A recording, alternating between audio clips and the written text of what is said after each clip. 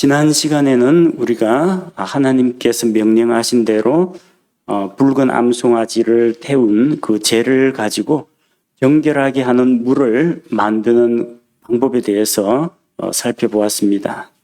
흠도 없고 점도 없고 아직까지 사람을 태우거나 반일을 하거나 그런 적이 없는 멍에를 매지 않은 붉은 암송아지.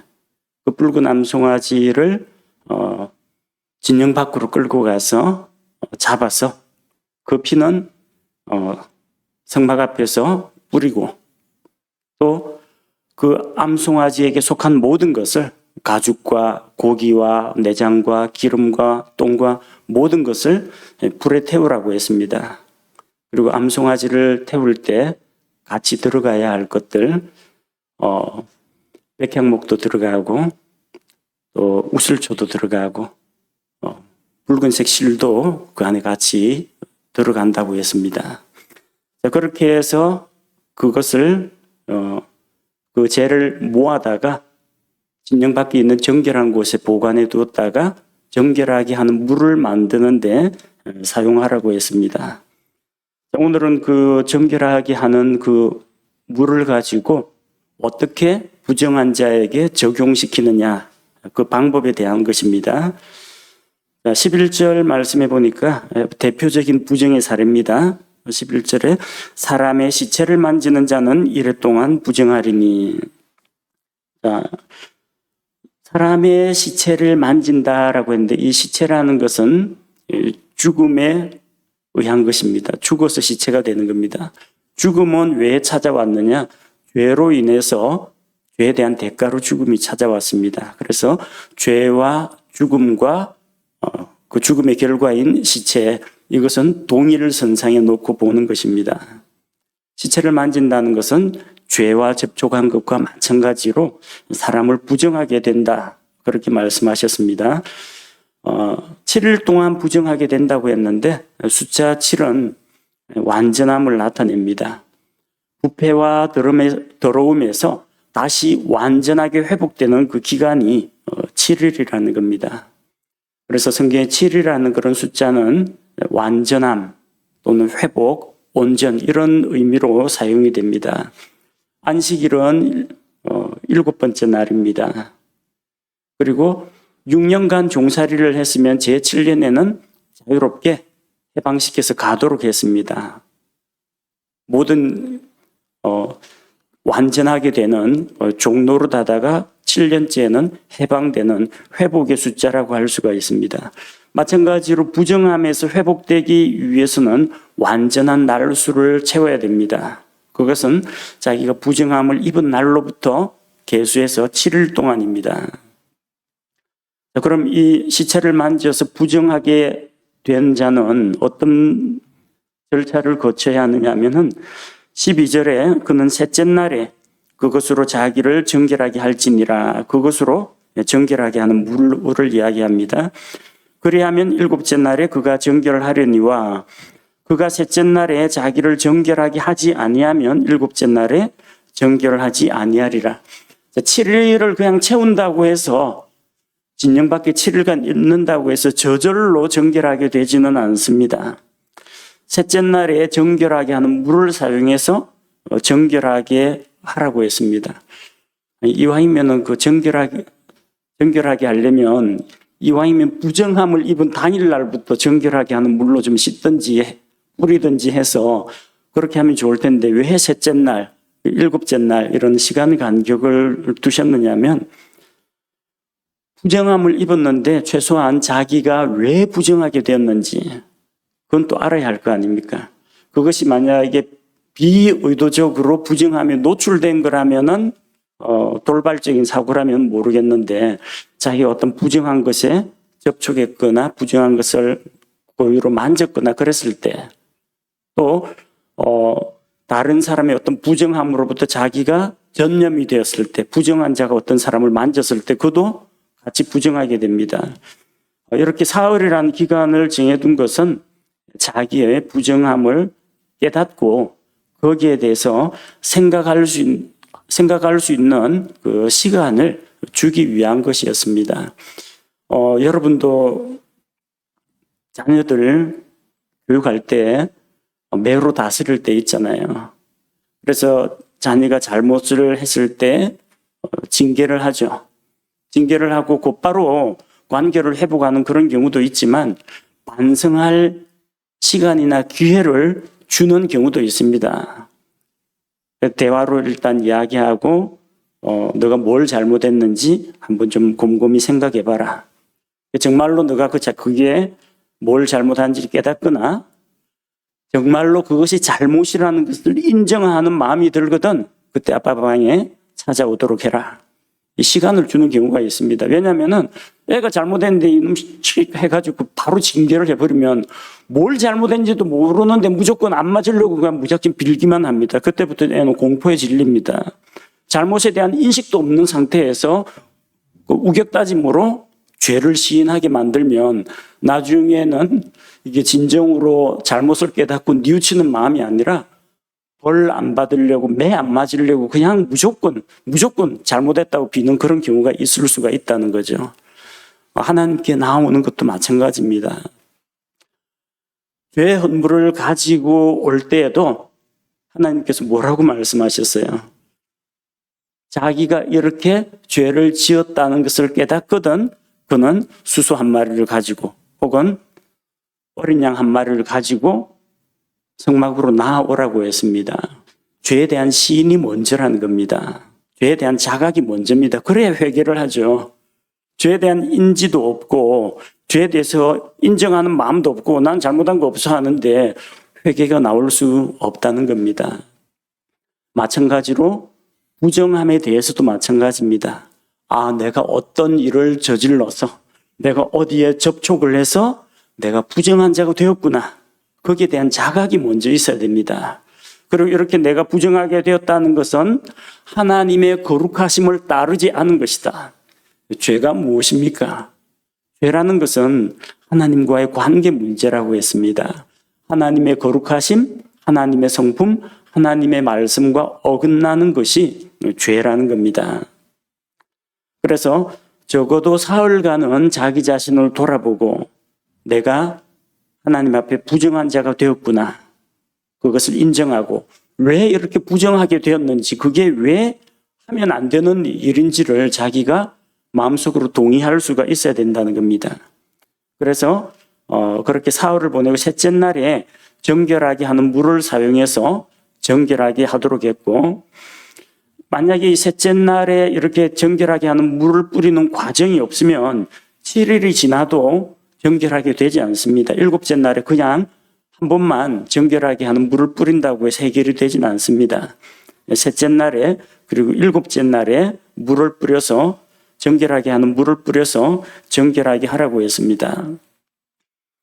자, 만약에 그러면 시체를 만진 자가 자기를 정결하게 하지 않으면 어떻게 되느냐? 13절 말씀과 같이 누구든지 죽은 사람의 시체를 만지고 자기를 정결하게 하지 아니하는 자는 주의 성막을 더럽히느니라. 그 혼은 이스라엘에서 끊어지리니 거룩히 구분하는 물을 그에게 뿌리지 아니하였으므로 그는 부정할 것이요 그의 부정함이 여전히 그에게 남아 있게 됩니다. 자, 자기 자신이 부정하게 되었는데 자기가 진영 밖으로 나가서 정결하게 하는 그 과정을 거치지 않으면 부정한 채로 진영 안에 그대로 있으면은 주의 성막을 더럽힌다는 겁니다. 왜냐하면은 이스라엘 회중이 진치고 있는 진영 안에 한가운데 성막이 있습니다. 그 성막에 주의 영광이 함께 거하고 있기 때문입니다. 거룩하신 하나님은 죄인과 같이 할 수 없고 부정한 것과 같이 할 수가 없습니다. 그런데 이 사람이 진영 밖으로 나가서 정결 의식을 행하지 않으면 성막을 더럽히는 죄가 있다는 겁니다. 그래서 이렇게 자기를 정결하게 하지 않는 자는 이스라엘에서 끊어진다고 했습니다. 그런 혼은 이스라엘에서 끊어지는데 이 혼은 사람 안에 있는 혼백을 말하는 것이 아니라 사람 그 자체를 혼이라고 합니다. 사람의 인격의 중심이고 또 그 사람의 본질이 혼이기 때문입니다. 그래서 그는 이스라엘 백성이 누릴 수 있는 모든 특권에서 제외되고 공동체에서 쫓겨나게 되고 더 이상 이스라엘 민족 안에서 받아주지 않게 되는 겁니다. 그래서 자기를 정결하게 하지 않았기 때문에 자기의 부정함에서 벗어나지 못하고 여전히 부정함을 입은 채로 있게 됩니다. 그러면 다른 사람들은 그 부정함을 입고 부정함에서 정결하게 되지 않은 자하고는 상종을 하면 안 됩니다. 만져도 안 되고 그와 접촉을 해서도 안 됩니다. 멀리 해야 됩니다. 그러니까 가족으로부터 사회로부터 소외될 수밖에 없는 겁니다. 자, 시체를 만진 자에 대해서 13절에서 이야기했는데 내가 만지려고 만진 게 아닌데 시체를 가까이 하게 되는 그런 경우도 있습니다. 자, 직접 만지지는 않고 시체를 가까이 한 경우 14절에서 16절에 보니까 14절에 장막에서 사람이 죽을 때의 법은 이러하니 그 장막에 들어가는 모든 자와 그 장막에 있는 모든 자가 이래 동안 부정할 것이며 그런 경우가 있죠. 나이가 많은 부모님이 이제 거의 숨이 넘어갈 지경이 되어 있는데 그 아들, 딸들이 임종을 지키다가 돌아가시는 것을 목격했단 말입니다. 같은 장막 안에 있는데 이 사람은 죽었는데 그 옆에서 부모님이 혹은 가족이 죽는 것을 보고 장막 안에 같이 있었던 사람, 이 사람들까지도 부정하게 된다는 겁니다. 장례를 위해서 또 시체를 내가야 할 거 아닙니까? 시체를 감싸고 들것에 실어가지고 나르는 그런 사람들도 역시 부정하게 된다는 겁니다. 그래서 시체와 접촉하면 시체를 가까이 하면 부정함을 입게 된다는 겁니다. 직접 만지지 않더라도 그 영향력 범위 안에 있으면 부정하게 되니까 하나님께서 얼마나 죄와 더러운 것, 부정한 것을 멀리 하라고 하셨는지 알 수가 있죠. 무릇 악한 것은 악의 모양도 본받지 말고 흉내내지도 말라고 했습니다. 반면에 신약 성경에 보면은 예수님은 이런 부분에 대해서 상당히 자유로우신 분이었습니다. 나인이라고 하는 어떤 도시의 과부의 외아들이 죽었습니다. 그래서 사람들이 이게 상여를 메고 시체가 들어있는 관을 메고 나오는데 예수님께서 그 과부를 불쌍히 여기셨습니다. 과부는 남편이 없습니다. 외아들이에요. 이 아들이 자기 노년의 봉양자가 될 것이고 이 아들에게 모든 소망을 두고 살았는데 남편 잃고 외아들을 죽었어요. 이제 더 이상 아들을 생산할 여력도 없습니다. 마지막 자기 희망이었고 사랑하는 아들이었습니다. 하나밖에 없는 외아들.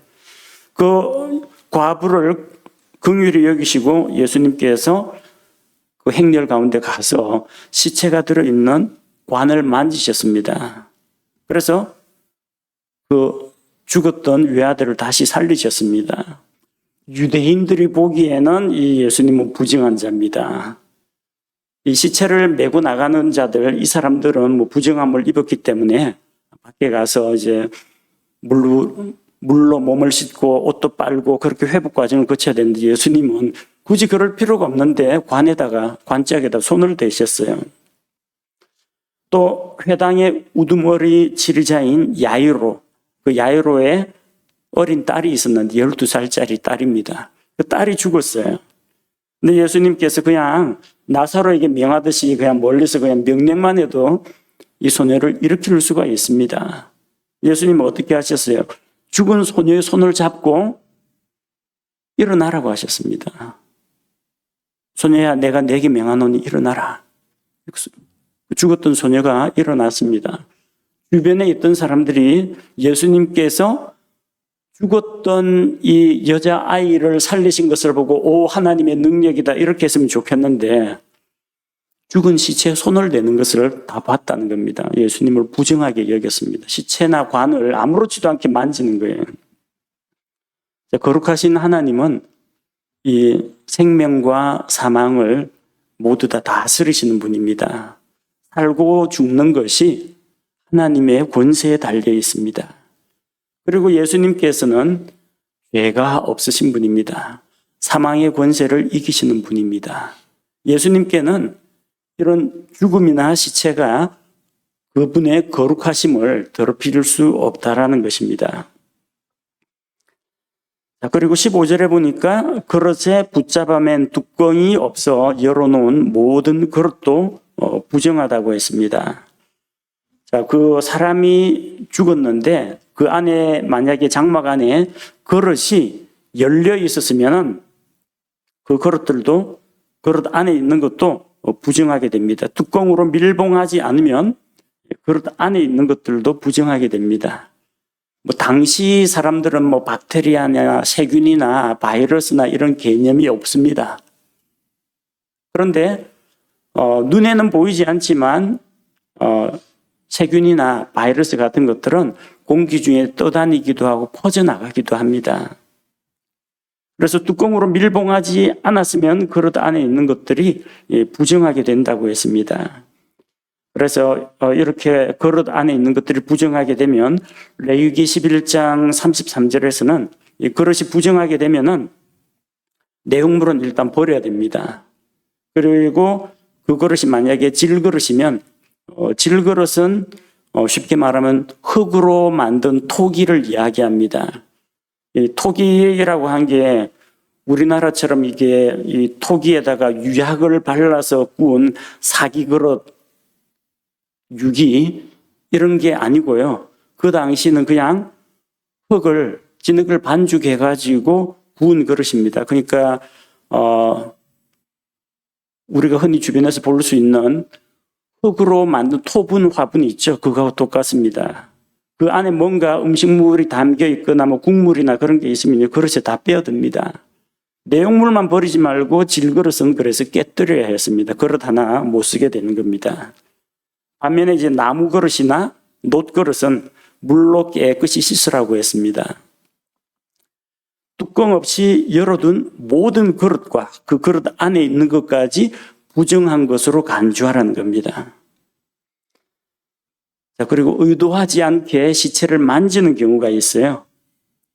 16절에 누구든지 빈 들판에서 칼에 죽은 자나 시체나 사람의 뼈나 무덤을 만지는 자는 이래 동안 부정하리니. 들판에서 칼에 죽은 시체를 발견하면 어떻게 해야 될까요? 신약 성경에 나오는 선한 사마리아 사람 이야기에는 제사장이 그 강도를 만나가 쓰러져 있는 사람을 보고 피해가지고 갔습니다. 왜? 자기는 거룩해야 되는데 죽은 줄 알았어요. 그 만지거나 건드리면 부정함을 입게 되는 겁니다. 레위 사람도 마찬가지예요. 선한 사마리아 사람만이 그 강도 맞는 사람에게 친절을 베풀고 이웃이 되어 주었습니다. 칼에 죽은 시체를 버려둘 수는 없잖아요. 어떻게 해서든지 땅을 파고 묻어주든지 아니면은 마을 사람들을 불러가지고 이거 어떻게 장사를 지내든지 해야 되는데 누군가는 만져야 된다는 겁니다. 그런 경우도 있고 땅을 파다가 그 사람의 뼈를 만지는 그런 경우가 있습니다. 사람의 뼈나 무덤을 만지는 자는 했는데 여러분 사람의 뼈, 죽은 사람의 뼈를 만지작 하러 갈 사람은 없어요. 밭에서 일을 하다 호미로 하고 딱 끌어내가 딱 만졌는데 잡아보니까 짐승의 뼈거나 사람의 뼈가 나왔다. 부정함을 입는다는 겁니다. 고의성이 없습니다. 일을 하다가 어쩌다 보니 그렇게 될 수가 있습니다. 그리고 무덤이 뭐가 좋다고 무덤을 이렇게 만지겠습니까?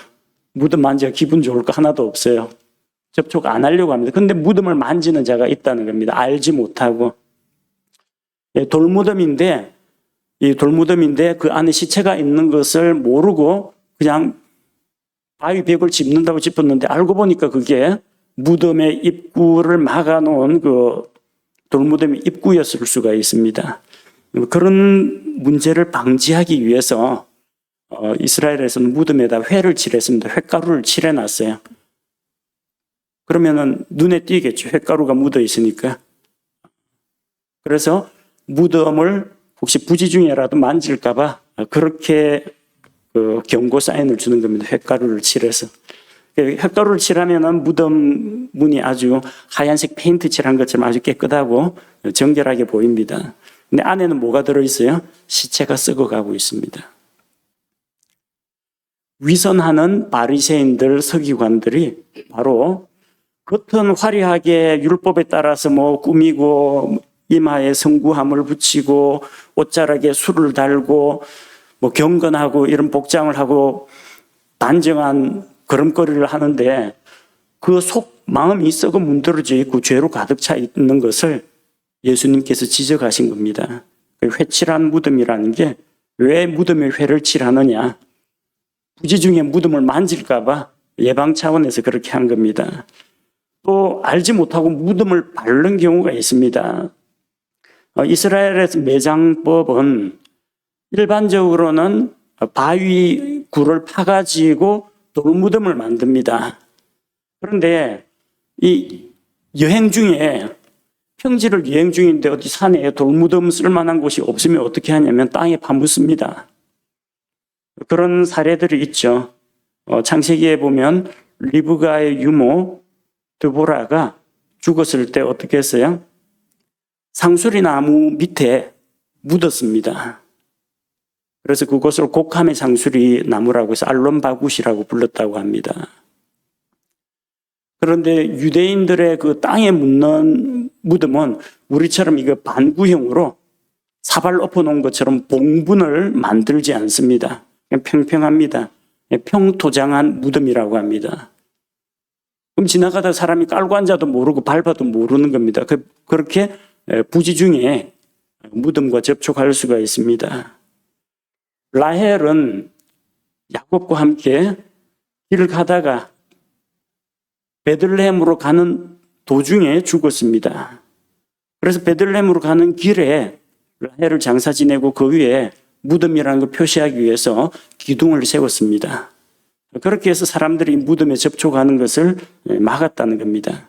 근데 이렇게 이제 예방책으로 뭐 무덤에다 평토장한 무덤에 기둥을 세운다든지 무덤에다 회를 칠한다든지 그렇게 했는데도 어떻게 뭐 밭일을 하고 꽃갱이로 땅 파다가 막 손으로 흙 긁어내다 보니까 뼈가 걸려 나오는 그런 경우도 있고 밭에서 짐승이 다른 짐승에게 찢겨 죽었는데 이걸 그냥 가만히 둘 수는 없잖아요. 썩어가지고 온갖 벌레들이 날릴 텐데 그럼 그걸 끌어내야 되지 않습니까? 그럼 만졌잖아요. 안 건드릴 수가 없는데 그럼 시체하고 접촉한 겁니다. 자, 그런 경우들이 있다는 거. 그래서 고의로 만졌느냐, 부정함에 노출되었느냐, 어쩔 수 없이 부정한 것에 접촉할 수밖에 없었느냐 이유는 묻지도 따지지도 않고 일단 부정하게 됩니다. 죄도 마찬가지입니다, 여러분. 내가 그냥 죄를 짓고자 하는 어떤 욕망, 나의 욕망을 추구하기 위해서 죄를 짓게 되는 그런 경우도 있고 유혹에 안 하려고 했는데 하다가 그래 된 경우도 있고 직접적인 건 아니지만 그게 죄인 줄 몰랐는데 알고 보니까 어떤 죄에 자기가 연루되는 그런 경우도 있습니다. 그러나 법에서는 그냥 죄라고 한마디로 이야기합니다. 뭐 하나님 앞에서 핑계 없는 무덤은 없다고 뭐 제가 사실은 안 그러려고 했는데 뭐 알고 보면 저도 딱한 사람인데 여러 가지 변명거리는 많지만 어쨌든 죄를 지었다는 사실과 부정하게 되었다는 사실은 변하지 않는다는 겁니다. 그러니까 어떻게 하다가 부정에 접촉했느냐는 그리 중요하진 않습니다. 그보다 중요한 게 뭡니까? 부정하게 되었으면 이제 회복하는 게 중요합니다. 죄를 지었다는 그 사실 자체는 모든 사람이 다 죄 짓고 삽니다. 물론 제가 죄를 짓는 게 당연하다, 뭐 떳떳하다 그런 이야기는 아닙니다. 다 죄는 짓습니다. 근데 그보다 더 중요한 문제는 뭐냐면 죄의 문제를 해결하는 게 중요하다는 겁니다. 부정함을 입었다, 어떤 경로로 고의적이었다, 의도하지 않았던 것이었다, 그게 중요한 문제가 아니라 부정함으로부터 정결하게 회복될 필요가 있다는 겁니다. 그래서 17절에서 19절 말씀해 보니까 부정하게 된 자를 정결하게 만드는 의식을 치르게 합니다. 17절에 부정한 자를 위하여 그들이 죄를 정결하게 하는 그 불태운 암송아지의 죄를 취해 흐르는 물과 함께 그릇에 담고. 자, 암송아지의 재에는 여러 가지가 들어가 있습니다. 암송아지 사체가 통째로 가죽과 뼈와 내장과 기름과 똥 통째로 다 태웠습니다. 그 안에 암송아지 피도 들어가 있습니다. 백향목도 들어갔습니다. 우슬초도 들어갔고 붉은 실도 들어갔습니다. 그 암송아지의 재를 거두어다가 흐르는 물과 함께 그릇에 담으라고 했습니다. 흐르는 물은 시내 산 계곡이나 시내에서 흘러나오는 이런 물 혹은 샘물처럼 끊임없이 솟구쳐 나오는 그런 물을 말합니다. 그래서 영어 성경에는 running water라고 되어 있습니다. 물이 움직이는 겁니다. 반대말은 still water, 잔잔한 물, 고요한 물. 검정역에서 이걸 서 있는 물이라고 했는데 물이 일어서는 게 아니고요. 물이 흐름을 멈추고 정지해 있다는 겁니다. 그건 잔잔하게 고여 있는 물입니다. 왜 흐르는 물을 쓰게 하셨느냐면 흐르는 물에는 용존 산소량이 높습니다. 맑은 물이에요. 생수입니다. 그래서 끊임없이 계속 흐르는 그런 물은 깨끗한 물에 속합니다. 반면에 웅덩이에 고여있는 물은 용존 산소량이 아니라 생물학적 산소 요구량 BOD, 산소 요구량이 높습니다. 산소 요구량이 높다는 거예요. 미생물이 안에 있는 유기물들을 많이 분해해가지고 부패한 물이기 때문에 그렇습니다. 그러니까 정결하게 하는 의식에는 고인 물을 쓰지 말라는 겁니다. 흐르는 물, 맑은 물, 살아있는 생수를 사용하라고 했습니다. 자, 그래서 그 그릇에다가 흐르는 물을 받고 암송아지의 재를 넣어서 재가 가라앉으면은 이게 재 안에 있는 성분들이 녹아서 이제 잿물이 됩니다. 자, 그러면은 18절에서 정결한 자가 우슬초를 취하여 그 물에 담가 장막과 모든 기구와 거기 있던 사람들에게 그것을 뿌리고 또 뼈나 죽임당한 자나 죽은 자나 무덤을 만진 자에게 뿌리라고 했습니다. 진영 밖으로 나가 있는 이 부정한 자에게 누군가가 찾아와야 됩니다. 부정한 자가 이 일을 행할 수가 없어요. 누가 해요? 정결한 자가. 정결한 자가 어디 있어요? 저 진영 안에 있습니다. 진영 안에 있는 사람 중에 부정에 노출되지 않고 정결한 상태에 있는 그 사람이 이 일을 집행합니다. 그래서 이 부정한 자를 정결하게 하기 위해서는 정결한 자가 수고를 해줘야 됩니다. 어떻게 합니까? 정결하게 하는 물을 그릇에 담아놓고 우슬초는 지난번에 보여드린 것처럼 이 기다란 가지에 둘레에 청청청청이 잎들이 있고 이 줄기에는 미세한 솜털이 잔뜩 돋아나 있습니다. 그 물기 흡수를 아주 잘합니다. 이 우슬초를 여러 가닥을 뭉쳐가지고 다발을 만듭니다. 그 다음에 이것을 유월절 어린 양의 피 거기에 담그듯이 정결하게 하는 물에다가 담가서 물기를 머금게 한 다음에 이것을 부정하게 된 사람이 휙 누르면서 물을 착 뿌리는 겁니다. 그리고 그 장막 안에서 사람이 죽었다. 그럼 그 장막도 이 정결하게 하는 물을 뿌리고 그 장막 안에 있는 여러 가지 기구들 거기에도 정결하게 하는 물을 뿌려가지고 정결하게 하는 의식을 취했습니다. 시체를 만진 자, 뼈를 만진 자, 무덤을 만진 자, 몸에서 유출이 있는 자, 피나 고름이 흘러나오는 자, 다 부정한 자들, 이런 자들에게 정결 의식을 행한 것입니다. 자, 19절에 보니까 그 정결한 자가 셋째 날과 일곱째 날에 그 부정한 자들에게 뿌리고 일곱째 날에는 자기를 정결하게 하며 자기 옷을 빨고 물로 목욕할지니 그리하면 그가 저녁 때에 정결하게 되리라. 반드시 정결한 자가 이 일을 행할 수가 있습니다. 정결한 자가 셋째 날과 일곱째 날에 정결하게 하는 물을 가지고 부정한 자들에게 뿌렸습니다. 그리고 19절 말씀처럼 그렇게 한 다음에 일곱째 날에는 자기를 정결하게 하라고 했습니다. 자기는 누구예요? 정결하게 하는 일을 맡은 그 정결한 사람, 자기 자신을 이야기합니다. 그는 일곱째 날에 자기 옷을 빨고 물로 몸을 씻어야 합니다. 그리하면 그는 저녁 때에 정결하게 됩니다. 이 정결하게 하는 물을 만지고 정결 의식을 행한 자가 부정하게 되었다는 겁니다. 그는 7일 동안 부정하게 되지는 않습니다. 만약 그렇게 되면 끊임없이 그 사람 정결하게 했다가 이 사람이 7일 동안 또 진영 밖에서 또 그 7일 동안 밖에 있는 사람을 구제하기 위해서 또 정결한 자가 계속 끊임없이 나가야 됩니다. 이 사람은 부정함에 접촉한 게 아니고 정결하게 하는 물을 만졌습니다.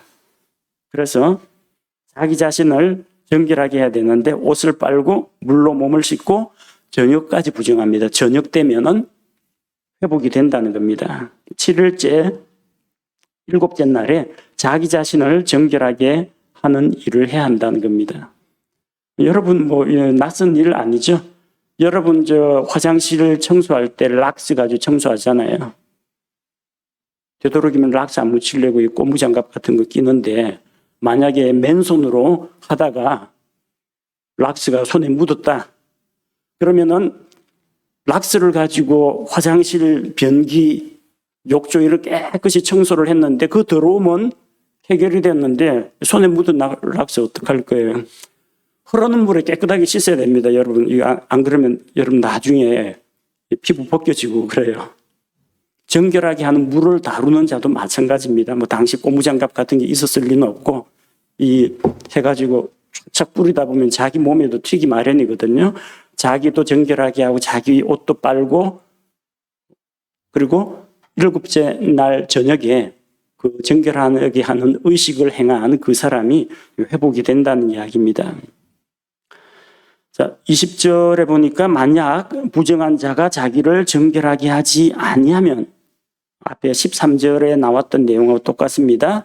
그 사람은 주의 성소를 더럽혔기 때문에 그의 혼은 회중 가운데 끊어지게 됩니다. 거룩하게 하는 물을 그에게 뿌리지 않았기 때문에 셋째 날과 일곱째 날에 뿌리지 않았기 때문에 여전히 부정함 가운데 있게 된다는 겁니다. 자, 그래서 21절에서 22절은 지금까지 우리가 다루었던 내용들에 대한 그 요약입니다. 누가 부정하게 됩니까? 기본적으로는 몸에 유출이 있는 자, 부정한 것을 만진 자, 시체나 뼈나 무덤과 접촉한 자, 사람이 죽었을 때 장막 안에 있었던 자, 이 모든 것들이 다 부정하게 됩니다. 그런데 그거 이외에 또 있어요. 우리가 살펴본 것처럼 앞쪽 7절에서 10절 살펴봤죠. 암송아지를 불에 태운 자도 부정하게 됩니다. 8절에 나오죠. 암송아지의 죄를 거둔 자, 10절에 나오는 것처럼 부정하게 됩니다. 거기에 함께 참여한 제사장까지 1절에 부정하게 됩니다. 하나님께서 세우신 제사장이라고 할지라도 부정한 것을 가까이 하면은 부정하게 된다는 겁니다. 그리고 21절에 거룩하게 구별하는 물을 뿌린 자도 부정하게 됩니다. 이 진영 밖에 부정함을 입고 진영 밖으로 나가 있는 사람을 구하기 위해서 정결한 자가 진영 밖으로 나가서 이 정결 의식을 했는데 그 정결 의식을 행한 그 사람도 부정하게 된다는 겁니다. 자기가 다른 사람을 정결하게 하는 의식을 해주고 그 대신에 자기가 부정하게 되었다는 겁니다. 예수님께서는 우리를 죄에서 정결하게 하기 위해서 우리의 더러운 죄를 예수님께서 대신 담당해 주셨습니다. 그래서 이 정결하게 하는 의식 가운데에도 예수 그리스도의 대속에 관한 이야기가 담겨 있습니다. 22절에 그 부정한 자가 만지는 것은 무엇이든지 부정할 것이며 그것을 만지는 혼도 저녁까지 부정하리라 하시니라. 부정한 자가 만진 모든 물건이 부정하게 되고 그 부정하게 된 물건에 접촉하는 사람도 부정하게 된다는 겁니다. 전염성이 있습니다. 죄도 전염성이 있고 부정하게 하는 것도 전염성이 있습니다.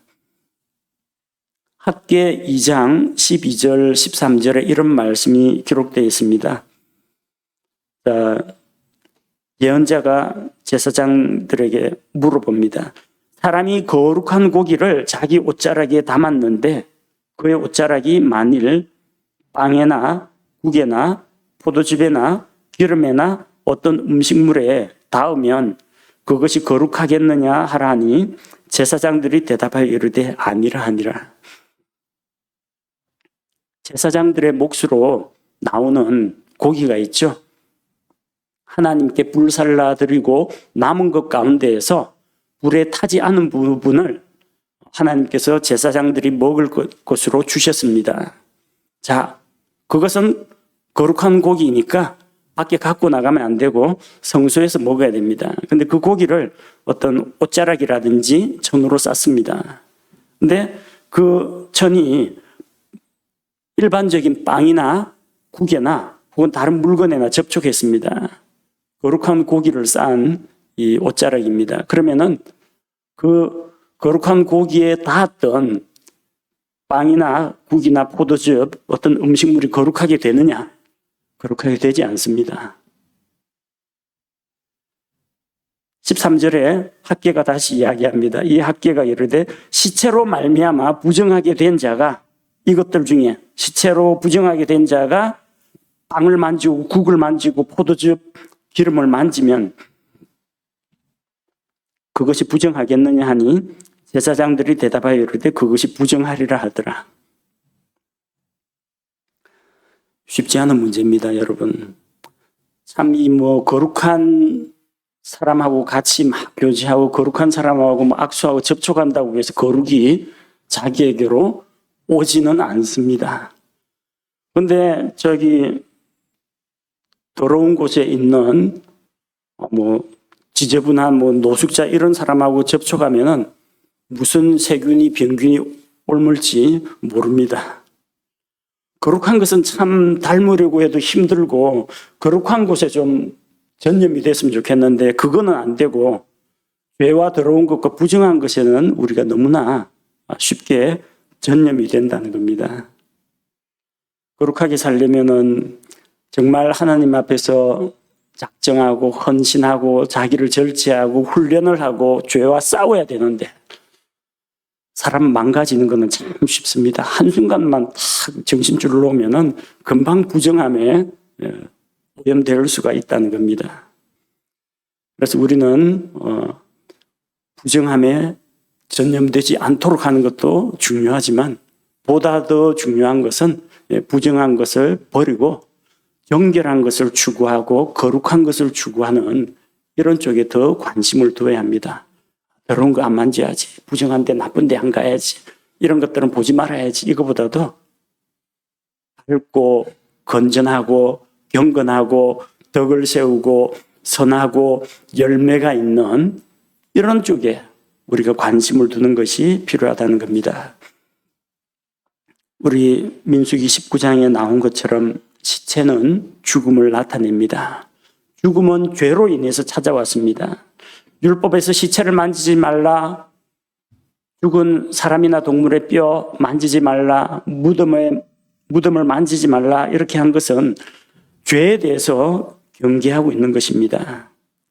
우리는 이전에 죄와 사망, 죽음 가운데, 영적인 죽음 가운데 있었습니다. 그러나 이제는 빛 가운데로 나와서 생명의 하나님과 교제하고 거룩한 삶을 살아가고 있습니다. 구약시대에는 짐승의 피와 암송아지의 재를 사용해서 사람들을 정결하게 했습니다. 염소나 황소, 암소 이런 희생물의 피와 암송아지의 재가 사람을 정결하게 할 수 있다면 거룩하신 하나님의 아들이신 예수님의 피는 얼마나 더 우리를 깨끗하게 할 수 있겠습니까? 히브리서 9장 13절 14절 말씀에 황소와 염소의 피와 암송아지의 재를 부정한 자에게 뿌려 육체를 거룩히 구별하고 정결하게 하거든. 하물며 영원하신 성령을 통해 자신을 점없이 하나님께 드린 그리스도의 피는 죽은 행위로부터 너희 양심을 얼마나 더 많이 깨끗하게 하여 살아계신 하나님을 섬기게 하겠느냐. 짐승의 피나 암송아지의 제보다도 우리 주 예수 그리스도의 피가 훨씬 더 우월하고 우리를 정결하게 하는데 효력이 있다는 것을 우리는 믿습니다. 부정한 자는 자기 스스로 정결하게 될 수가 없습니다. 구덩이에 빠져 있는 자는 자기를 구덩이에서 끌어올릴 수가 없습니다. 누군가 구덩이 밖에서 밧줄이나 사다리를 내려줘서 그를 끌어올려야 합니다. 죄를 지은 자는 죄의 문제를 해결하기 위해서 구원자가 필요합니다. 부정함을 입은 자는 자기를 정결하게 해줄 어떤 정결한 사람이 자기에게로 와줘야 한다는 겁니다. 정결한 자가 부정한 사람에게 정결하게 하는 의식을 행해야 그 사람이 정결하게 됩니다. 대신에 정결하게 하는 의식을 집행한 이 사람은 자기는 부정함에 노출되고 부정하게 됩니다. 그래서 자기 몸을 물로 씻고 옷을 빨고 저녁이 되어야 정결함을 회복할 수가 있습니다. 예수님께서는 우리를 더러운 죄의 시궁창에서 건져내어서 우리를 정결하게 하시려고 이 낮고 천한 세상에 비천한 사람의 몸으로 오셔서 사람들과 같이 되셨고 사람들과 함께 사시다가 죄인들 중에 하나로 간주되어서 죄인들과 함께 십자가에 못 박혀서 우리의 모든 죄를 자기 머리 위로 전가하시고 우리를 대신하여 십자가에서 하나님으로부터 우리 대신 심판을 받으셨습니다. 그 예수님의 희생, 정결하신 예수님의 희생이 있었기에 우리가 예수님의 피로 말미암아 죄로부터 모든 불법으로부터 정결하게 되었습니다.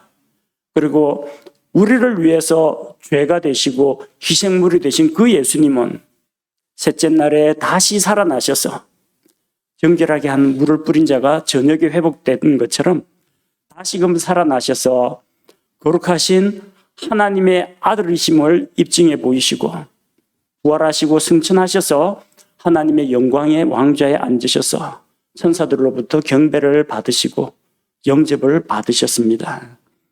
우리 주 예수 그리스도께서 바로 정결하게 하는 물이 되시며 우리 주 예수님께서 정결하게 하는 물을 뿌리기 위해서 진영 밖으로 나온 바로 이 사람과 같다는 것을 기억하시기 바랍니다. 함께 기도하겠습니다.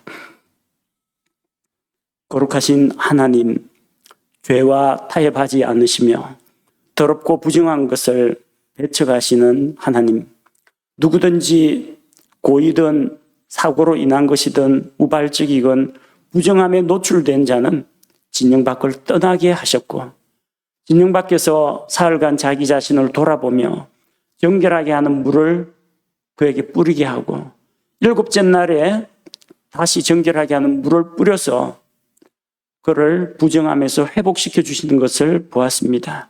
우리는 너무나 자주 쉽게 죄에 노출되고 또한 부정함에 노출되고 있습니다. 우리 자신으로서는 우리를 스스로 깨끗하게 할 수가 없고 또 잿물로 우리 몸을 씻는다고 할지라도 우리 마음속에 있는 죄의 문제는 해결이 되지가 않습니다. 그러나 우리 주 예수님께서 우리를 위해 하늘 영광을 버리시고 이 땅으로 찾아오셔서 죄인들을 위하여 대신 십자가에서 죽으시고 우리의 더럽고 부정한 모든 죄를 대신 담당하여 주셔서 우리에게 생명을 주시고 하나님 앞에서 우리를 거룩하게 구별하시고 성도라 불러주시니 감사를 드립니다. 정결하게 하시는 예수님을 힘입어서 우리가 죄와 부정한 것을 떠나서 하나님 앞에서 거룩하고 순결한 삶을 살아갈 수 있도록 우리를 붙잡아 주시고 세워주시고 무장시켜 주옵소서. 예수님의 이름으로 기도합니다. 아멘.